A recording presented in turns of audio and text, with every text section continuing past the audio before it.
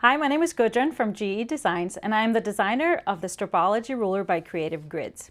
In this video, I'd like to show you how the Stripology Ruler works for cutting strips and subcutting the strips into squares and rectangles. I'd also like to give you all the tips and tricks I give my students as I teach all across the world.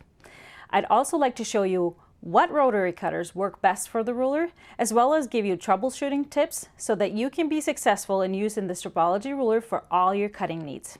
So let's check out the ruler. The ruler is the Creative Grids product. So first and foremost, it has the built-in Creative Grids grip, their signature grip on the whole back side, which makes it so easy and stable. It will not move on your fabric. There's no need to put full pressure, your whole body weight on it to hold it in place. It really stays put. So the Creative Grids Stripology Ruler is a slit cutting ruler. So it has slits every ½ inch, going from 0 to 20 inches. I added some shortcuts to this ruler because I cut a lot of 2½ inch strips and 1½ inch strips. So you will notice the black squares at the bottom of the slits every 2½ inches, and then there's black stars every 1½ inches. You will also notice that there are 2 diagonal lines on the ruler. Those are for cutting diamonds, either 60-degree or 45-degree diamonds. It also has a 1/4 inch line that you will see just to the left of the 0 slit, and that is to cut our 1/4 inch increments. Any kind of 1/4 inch increments you would ever need for whatever pattern you're working on. You also see this 10-inch square right here in the white, which is really helpful when you're working with any kind of pre-cuts, 10-inch pre-cuts like layer cakes. So let's just start with cutting our fabric straight off the bolt from yardage. So the ruler is great because it really works for whatever project we're working on, whatever pattern, because most patterns tell us to cut strips to begin with. So we get our fabric straight off the bolt, and usually it's not as perfectly straight as we want it to be. So what I recommend is take this to your iron and give it a good press, even press out the fold, and then refold it so the selvages are aligned. So then we are going to fold it down on our cutting mat. I actually take the bolt fold and bring it all the way over the selvages. And the reason for that, I want to be able to see this top fold very clearly. This is why I don't fold it to the selvage. I want to fold it all the way over because the selvages are not straight. This is what really matters. And with that, with this fold being up here, I have now created a second fold on the bottom. Those 2 folds need to be perfectly parallel for our strips to be straight. So now I'm going to bring my ruler over. Always make sure when you're working with a ruler, because it is a big piece of acrylic, to pick it up with both hands or from the middle. So I'm going to lay the ruler down, and I am going to use the 2-inch line, which is a black line here on the bottom, and I'm going to align that with my bottom fold like this. Once I have that aligned, I check up at the top to make sure that this top fold is parallel to that bottom fold.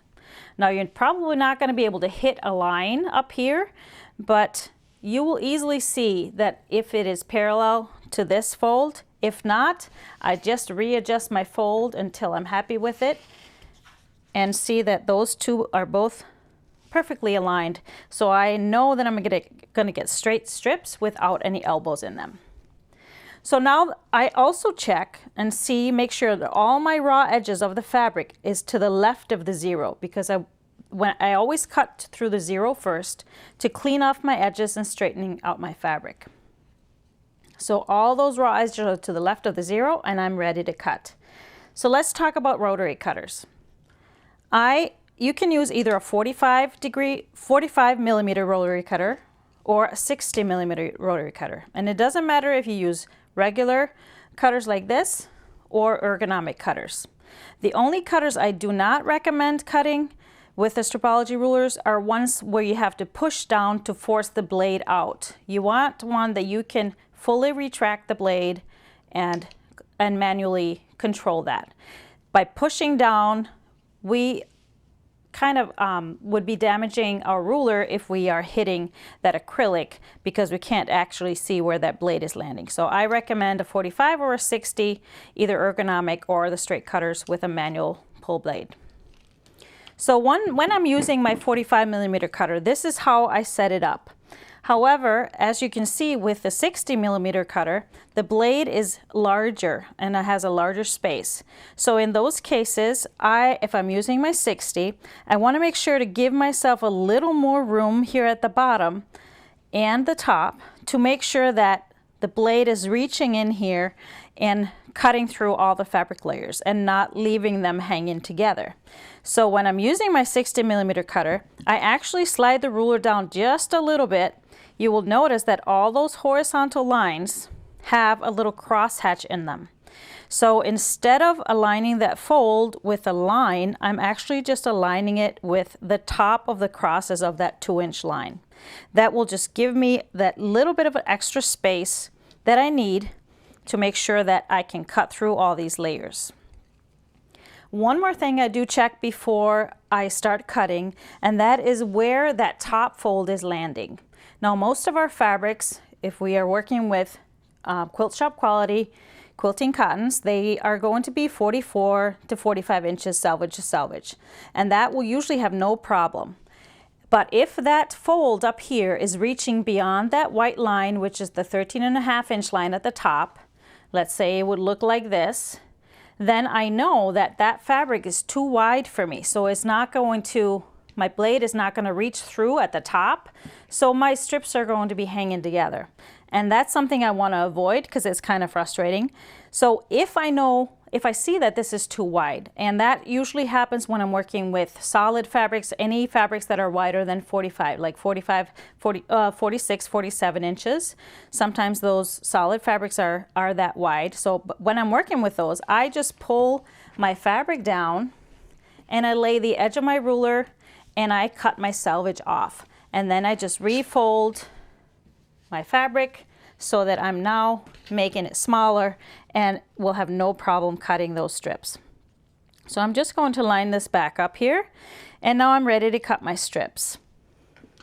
Another thing I want to point out is that you can be left-handed or right-handed while cutting with this ruler, because we are not moving the ruler and measuring every time like normally we are with regular rulers.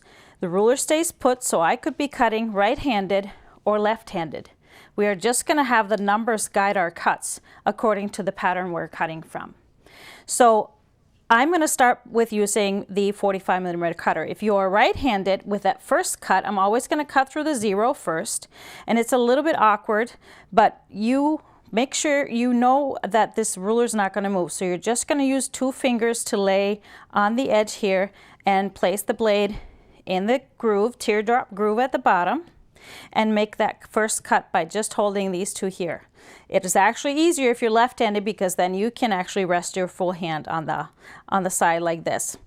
But as we are putting our rotary blades into the teardrops, I actually like to lay it on the side just a little bit, angle it a little bit to make sure that it's all the way into my groove before I put any pressure in it. So I see it's all the way into the groove, but then I also want to make sure that I straighten out the blade perfectly so it's perpendicular with the cutting mat like this before I put any pressure, because if I don't have it straight, that cut is not going to be accurate. So I lay it on the side. I'm just going to cut some 2.5-inch strips. Lay it on the side a little bit, make sure it's in, straighten it out, and then I make my cuts. So as you can see, I am cutting quite a bit faster than if I was measuring every single time. And I'm just following my 2.5-inch markings because I'm cutting some 2.5-inch strips.